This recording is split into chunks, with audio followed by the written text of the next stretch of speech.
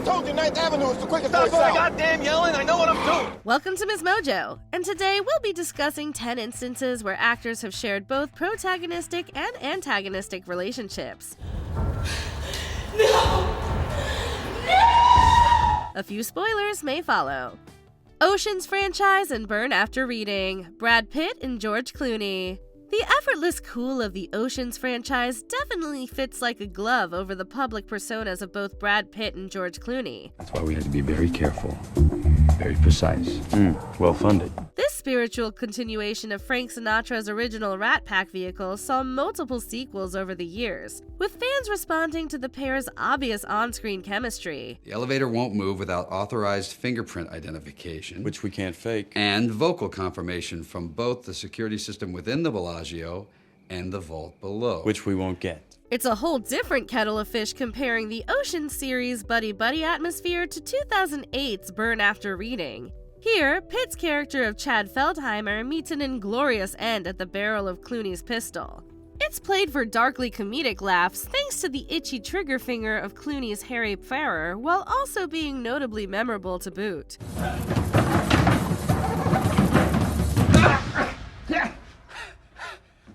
Arnold Schwarzenegger and Linda Hamilton. The Terminator and Terminator 2 Judgment Day. Skynet fights back.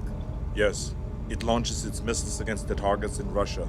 Fans of this long-running science fiction franchise know all too well that it isn't only these first two films that make a big deal out of the relationship between its two stars. Arnold Schwarzenegger's T-800 is out to destroy Linda Hamilton's Sarah Connor in the original Terminator, so that her son John never arrives to lead the revolution against Skynet.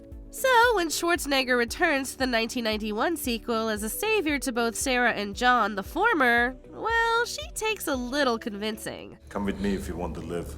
It's okay, Mom. He's here to help. Schwarzenegger's T-800 would enjoy diminishing returns in future Terminator sequels. She hasn't noticed that you weigh 400 pounds? That you never sleep?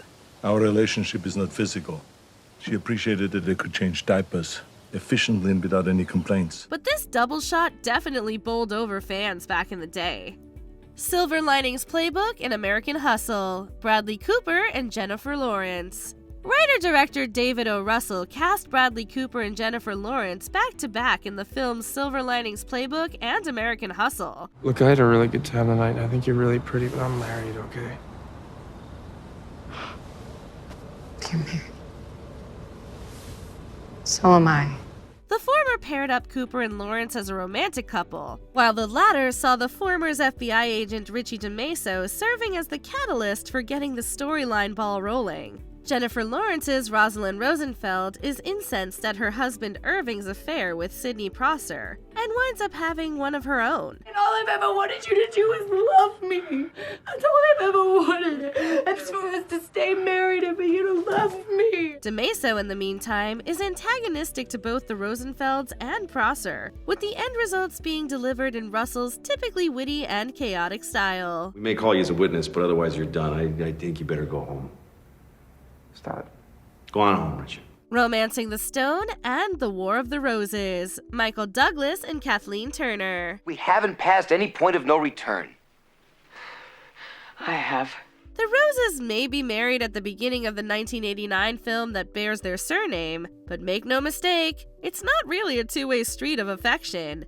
In fact, the contentious divorce undergone by Michael Douglas and Kathleen Turner's characters eventually becomes an over-the-top area of disaster. You were happy because I was dead? I was happy to be free. Like a weight had been lifted. The pair's on-screen chemistry remains strong through it all, however, thanks in part to the pair of films where Douglas and Turner were will-they-won't-they love interests. The least I can do is buy some dinner. Looks like it's going to be a hell of a party. I'd like that. Romancing the Stone and its sequel, The Jewel of the Nile, were great adventure comedies with a believable romance between both actors. So it just sort of makes sense that Douglas and Turner were able to bring that energy back years later. I couldn't stop thinking about you. I even read one of your books. Then you know how they all end. Die Hard with a Vengeance and Unbreakable, Bruce Willis and Samuel L. Jackson. Good morning. You having a nice day, sir? You feeling all right? The initial meeting between Bruce Willis's John McClane and Samuel L. Jackson's Zeus Carver isn't exactly pleasant, but the pair do eventually go on to trust each other in this third Die Hard movie. Yeah, that's what I got. Is that it? 2401? That's it. Dial 555-2401. No, wait, it's a trick. It's a trick. McClane and Carver actually wind up making a great team, but director M. Night Shyamalan also seemed to know that they'd make great enemies as well. Jackson was cast as Elijah Price, aka Mr. Glass, the villain in Shyamalan's modern-day superhero story that's pitted against Willis's David Dunn. The twist of that film proved to be so memorable that Shyamalan would continue the pair's story with Split in 2016, before giving Jackson his own movie with 2019's Glass. I truly am a mastermind. The Last Duel and Good Will Hunting, Ben Affleck and Matt Damon. It's always nice to meet you. Take it easy. Oh, all right. Slowly back away. Hey. Brother. I don't know what you're doing, dude. You're giving us a ride. Movie fans have been used to the pairing of Ben Affleck and Matt Damon ever since Good Will Hunting hit theaters back in 1997. The friends and collaborators were displayed very differently in 2021's The Last Duel, however. Affleck and Damon were pitted in an adversarial light. You say to me I am not the captain here! I say to you whatever I like. I decide who's the captain at Bardem. A script adapting the 2004 book The Last Duel, a true story of crime, scandal, and trial by combat in medieval France by Eric Yeager, features Affleck primarily in a supporting role against Damon's top billing. But it's still an interesting visual to see these real-life besties dropped into a medieval historical drama. Heaven and earth! Heaven and earth what? Moonraker and The Spy Who Loved Me, Sir Roger Moore and Richard Kiel. The James Bond movies were never above a little pop culture synergy, as evidenced by the Star Wars-influenced space setting of the films like Moonraker. That film also featured the return of Richard Kiel as Jaws, an infamous Bond villain henchman boasting metal teeth who was likely intended to piggyback off the success of Steven Spielberg's film.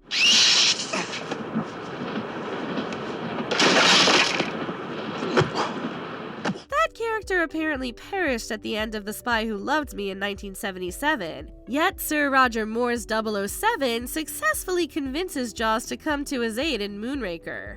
That film even gave Jaws a love interest, as the newly heroic henchman made the most out of his resurrection. Well, here's to us. Alice in Wonderland and Ocean's 8, Helena Bonham Carter and Anne Hathaway. No one is to show you any kindness, or ever speak a word to you. You will not have a friend in the world. Ocean's 8, a female-centered spin-off, may not feature Brad Pitt or George Clooney amongst its cast, but it did serve as another venue for Helena Bonham Carter and Anne Hathaway to act against each other. What inspired you for tonight's look? Her. This time, Carter and Hathaway weren't playing queens within the world of Alice in Wonderland, but instead as co-conspirators in director Gary Ross's heist story. Both films feature great performances from Carter and Hathaway, whether they be part of Tim Burton's twisted imagination and elaborate visuals, or within the Ocean's franchise's quirky sense of cool. With your neck, this necklace, you are gonna walk into that Met Gala. And you're gonna light up the sky. No Country for Old Men and Dune, Javier Bardem and Josh Brolin. The fatalistic themes behind the Coen brothers' 2007 film No Country for Old Men never really offer up a chance for Josh Brolin's Llewellyn Moss to survive against his inevitable conflict with Javier Bardem's methodical Anton Chigurh. The latter is simply going to catch up to Moss and kill him, and there's little Brolin's character can do except create space and extend what little time he has left. Don't feel too bad for Brolin and Bardem, however, since Denis Villeneuve's 2021 adaptation of Dune showcased the pair in a more collaborative light. Sure, Brolin's Gurney Halleck isn't exactly best buddies with Bardem's Stilgar, but at least they're not out to actively murder one another. You will address the Duke as my lord or sire. Gurney, just a moment. Before we continue, be sure to subscribe to our channel and ring the bell to get notified about our latest videos. You have the option to be notified for occasional videos or all of them. If you're on your phone, make sure you go into your settings and switch on notifications. Heat and Righteous Kill, Al Pacino and Robert De Niro. The mere thought of a silver screen containing the talents of both Al Pacino and Robert De Niro seem unthinkable until films like The Godfather Part 2 and particularly Heat made that dream a reality. You see me doing thrill seeker liquor store holdups with a Born to Lose tattoo on my chest? No, I do not. Right. Pacino and De Niro were perfect foils for Heat, which marked the first time the pair actually shared a screen, thanks to the flashback narrative of The Godfather Part 2 keeping them separate. Fast forwarding to 2008 and Righteous Kill, we see Pacino and De Niro working together as two New York City cops on the trail of a serial killer. Great stuff. Thank you. This latter film wasn't nearly as acclaimed as Heat, but it was still a big deal to see these two legends collaborating on screen. I mean, considering the circumstances, why not? No need to thank me.